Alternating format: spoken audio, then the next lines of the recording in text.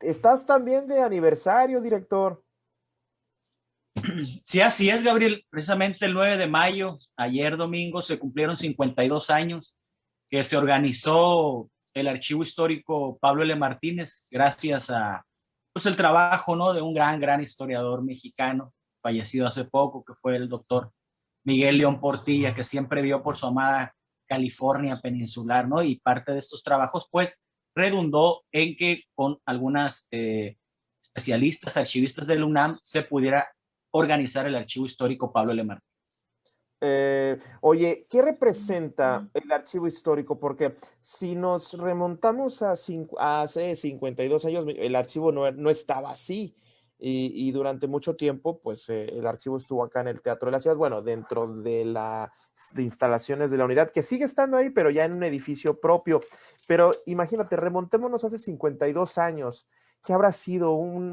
¿Nada más un pasillo? ¿O cómo era antes?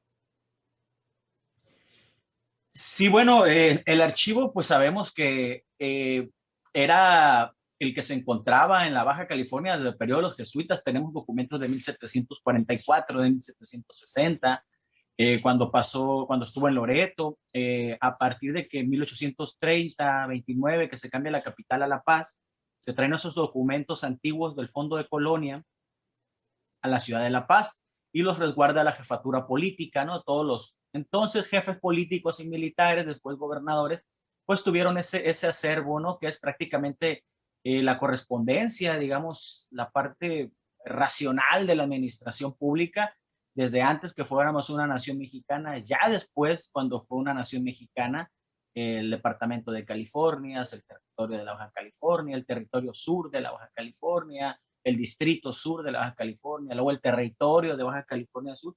Entonces sí, hay bastante información, hay bastantes años por ahí, más de 2 siglos en los archivos históricos. Y bueno, originalmente el doctor León Portilla lo encontró en el famoso Sobarzo, donde está la biblioteca Ujú. Sierra. Encontraron los papeles ahí arriba, que en aquel momento funcionaba como un tipo de cárcel que había en La Paz, antes de que se construyera el penal de La Paz.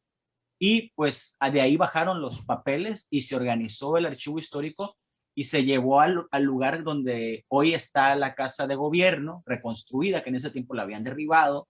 Ahí se instaló por primera vez ya el archivo histórico como tal de Baja California Sur. Y ya después, en los años 70, se pasó acá al edificio del Archivo General, que está donde empieza, cerca de donde empieza el Boulevard Forjadores. Y en 1986, con la construcción de la Unidad Cultural Jesús Castro Agúndez, se pasa al segundo piso de esa unidad cultural, donde hoy está la administración del Instituto de Cultura. Y en el año Ok. 2013 se construyó ya este edificio, el último, y por fin ya la casa definitiva, esperemos, del archivo histórico, ya desde hace 8 o 9 años. Oye, y además, si nos ponemos, inclusive hasta revisamos cómo ha avanzado, digo, ya en el 2020, 2021, ya está cuenta de Twitter, Facebook y archivos digitales, hasta a ese nivel de avance tecnológico, lo cual a mí me gusta mucho. Te puedes meter y revisar fotos, e inclusive, pues toda la cuenta de Twitter. ¿Qué balance le das al llevar un archivo histórico que ha venido peregrinando y que encuentra su sede ya definitiva ahí en este gran edificio que además es muy bonito y cuenta también con lo adecuado para hacer un archivo histórico, pero además dar el salto a lo digital, director? Sí, Gabriel, pues era algo que ya está en el ambiente, ¿no? Cuando tú lees los manuales o lo que te mandata, la reglamentación te indica que pues tienes que emigrar a otro tipo de formatos donde no tengas mucho contacto con el documento porque está muy viejo, porque está roto, porque es materia orgánica, se puede romper, desprende material, se puede honguear, se apolilla. Entonces, tratamos siempre, desde los años 80 hay un esfuerzo, por ejemplo, Maestro Eligio, Leonardo Reyes, le llamaban la famosa microfilmación, ¿no? Antes Ujú. de que existieran las nuevas tecnologías, que eran estos microfilms que se hacían, se pone un aparato grandote donde se corre, ahí tenemos los carretes todavía grandes en el archivo, donde se corre este carrete como un negativo y se proyecta en la pared, ¿no? Y ahí vas leyendo tú la información como un proyector. Eso se empezó a hacer desde los años 80, 90, pero ya es un asunto que quedó obsoleto, ¿no? Esto de la digitalización por esa manera, pues que llegó la cámara digital, llegaron las computadoras, entonces ahora lo que estamos haciendo es digitalizar, pues ya, con cámaras, con escáneres, y estamos trabajando en ese asunto. Y también algo que es muy bueno para la difusión y es algo que está ahí, que se debe de aprovechar, pues son las redes sociales, ¿no? El Claro. Facebook, Twitter, el Instagram. Y hemos entrado, hemos incursionado sobre todo en esa parte porque pues también era una instrucción, ¿no? Bueno, ahorita no podemos decir muchas cosas por las Sí, sí, campañas, sí. ¿no? Pero pues, que a mí me dieron, ¿no? El ejecutivo cuando llegué ahí al archivo, de que entráramos con todo, ¿no? A las redes sociales, porque es la manera, ¿no? En que la sociedad se interesa por los archivos. Y es algo que también lo explotamos mucho cuando se viene la pandemia, ¿no? Cuando nos agarra a todos, nos encierra 2, 3 Sí, meses y sí, luego sí, vamos sí. asomando la cabeza poco a poco, pues nos ayudó mucho para organizar muchos fondos y empezar a trabajar con la digitalización de documentos Claro. y sobre todo estarlos publicando en las redes sociales. Bien, ya estamos de vuelta charlando con el director del Archivo Histórico, Pablo L. Martínez, Luis Domínguez Bareño, que charla con nosotros y tienen una agenda de actividades interesantes, charlas, y independientemente de poder ir al Archivo Histórico, y no sé si ahorita nos puedas detallar, porque me imagino que debe de haber todo un protocolo de ingreso si es que ya abrieron las puertas. Hay mucho material en línea, pero bueno, eso nunca va a sustituir estar ahí, director. Sí, así es. Ya hace 2 semanas, ya con el semáforo que ha estado cambiando y que ha bajado un poquito la pandemia en La Paz, afortunadamente, hemos estado ya reabriendo, pero con cuestión de citas. Mm. Esto es que los investigadores puedan contactarnos a través del correo, a través de las páginas de las redes sociales, a través de mi teléfono, el teléfono del archivo, y se les va dando cita para que vayan pasando de uno por uno, ¿no? O agendarlos a cierto día muy específico para que no se junte con otro investigador y puedan ir y atenderlos como se merecen, ¿no? Porque también la parte documental sí es importante para ellos consultarla. A veces es importante, hay legajos que son muy extensos, no se han digitalizado, hay una parte importante del archivo que no está digital, solamente yendo ahí, ¿no? Y ya hemos tenido bastantes visitantes, investigadores, alumnos de la universidad, investigadores del Triunfo. La otra semana viene la doctora Denis Trejo de Michoacán. Entonces, se va moviendo poco a poco ya este asunto de las consultas, ¿no? Y sobre todo gente que llega, ¿no? Abogados que andan buscando temas también de tierras que se han dado a Ujú. través de la historia en Baja California. Y sí son temas muy interesantes, ¿no? Órale, órale, bien. Fíjate, interesante lo que pones. El estado crece, la ciudad vaya avanzando y pues sí, ahí debe de haber muchos litigios que inclusive tierras, predios que deben de estar, pues en revisarla hasta la raíz de ese predio. Oye, director, ¿qué agenda tienes para este aniversario? Creo que no me escuchó. ¿Qué agenda tienes Sí, mira, Gabriel, Adelante, adelante. Creo que no me... sí, bueno, sí, sí te Adelante. escucho. Sí, para el 52 aniversario, pues estamos previendo que es difícil hacer eventos. Regularmente se hacía algo que se llamaba el Encuentro Estatal de Archivos, se vertebraba ahí en el archivo histórico y los demás archivos iban a capacitaciones, a pláticas, a presentaciones. La pandemia no permite la conglomeración, sería irresponsable hacerlo, ¿no? Entonces, pensamos en otra dinámica que nos pudiera funcionar, por lo menos que mantuviera vivo este espíritu del aniversario.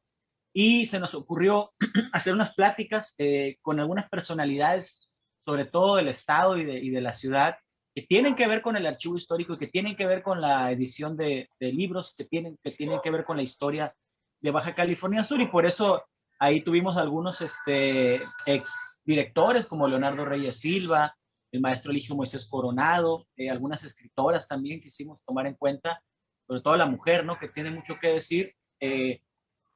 Rosa María Mendoza, escritoras que han hecho parte de la historia también de Baja California Sur, ¿no? Ujú. Estela Davis, por ejemplo, me decía que ella no se siente historiadora, pero tiene muchos libros de historia, ¿no? La maestra Bárbara Meyer, que es investigadora del Centro INA, que ha hecho buena investigación sobre el arte sacro.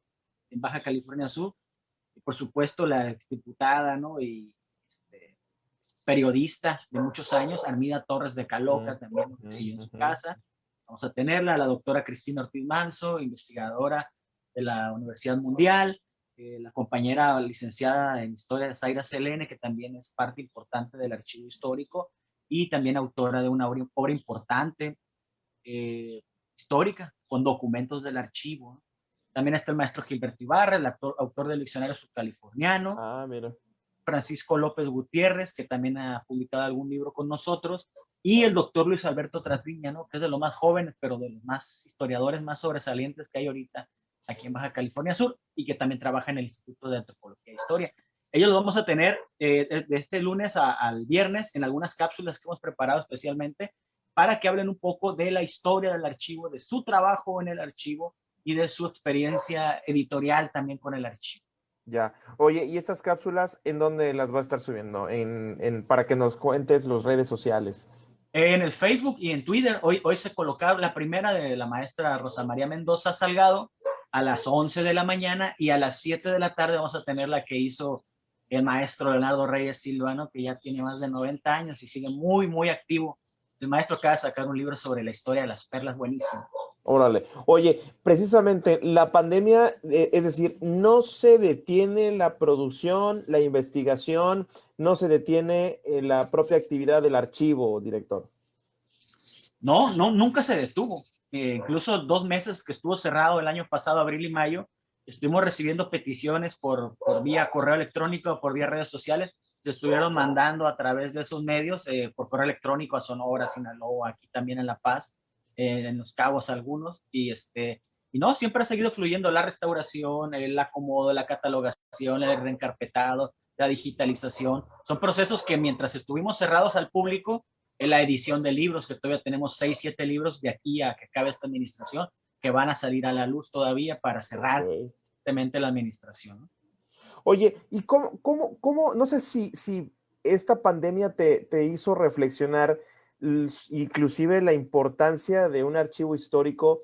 Porque esto al final de cuentas, en algún momento, estos momentos que estamos viviendo van a ser historia, bueno, y se están convirtiendo en la historia. Pero este 2020, quizás dentro de 50 años, nos vamos a acordar y te acuerdas cuando quizás no vengan y esperemos que ya no vengan pandemias de esta manera. Pero vaya, el papel del archivo histórico para poder ser como una especie de receptáculo de lo que pasó y poderlo resguardar y mantenerlo vivo, porque creo que me parece que ese es el objetivo, mantener viva esa historia y poder seguir accediendo a ella, obviamente. Sí, claro, incluso... Adelante.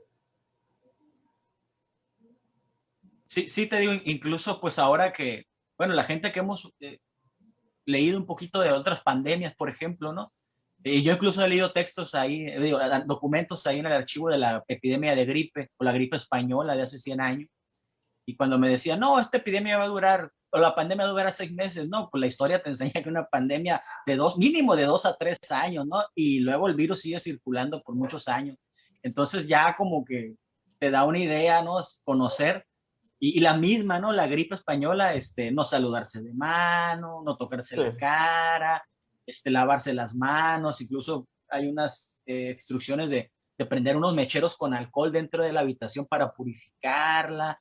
Entonces, cosas muy, muy cercanas hace 100 años, igual lo que estamos viendo ahorita, ¿no? Y yo andaba muy desesperado porque como cerramos, no tenía manera de cómo recopilar información que estaba sucediendo, ¿no? Fotografías del malecón cerrado, estos trajes de astronauta que nos parecieron tan novedosos, ¿no? Y a la vez nos daban tanto miedo, ¿no? Cuando sabíamos que había un enfermo en la colonia, pasando la calle, cuando llegaba el de la Secretaría de Salud a hacer las pruebas de COVID. Entonces, todo esto, sobre todo gráfica, ¿no?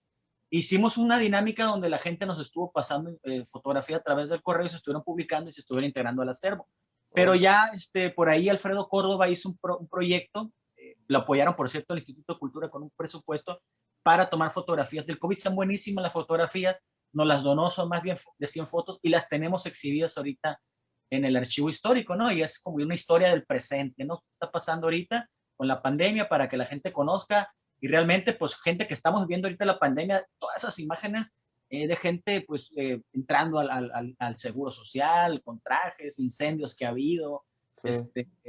compra de medicamentos, compra de enseres para lavarse las manos, para limpieza, no las habíamos visto, ¿no? No.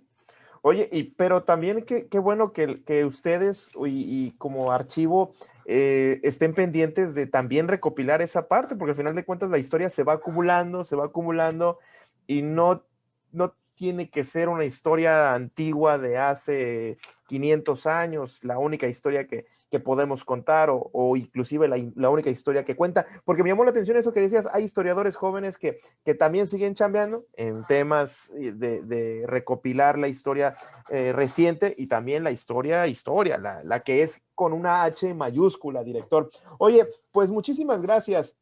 Recuérdanos la dirección de internet del archivo, que ahí es donde mucha gente puede encontrar material valioso de historia, de libros, de gráficos, de fotografías, por favor. Sí, claro, con mucho gusto, Gabriel, es www.archivohistoricobcs.com.mx y recordarles también que aunque no hagan cita para ir a consultar documentos, pueden ir de 9 a 2 de la tarde, de lunes a viernes, es el horario que estamos manejando ahorita en pandemia, y pueden adquirir también el fondo editorial que tenemos más de 90 libros a través de tantos años que el archivo histórico ha publicado. Los tenemos a muy buen precio para quien se interese por ellos y conocer más de la historia, de la literatura, de la cultura, sobre todo sudcaliforniana. Ahí están a la venta en el archivo. No se diga más, director. Muchísimas gracias por esta charla. A ti, Gabriel, muy buenas tardes.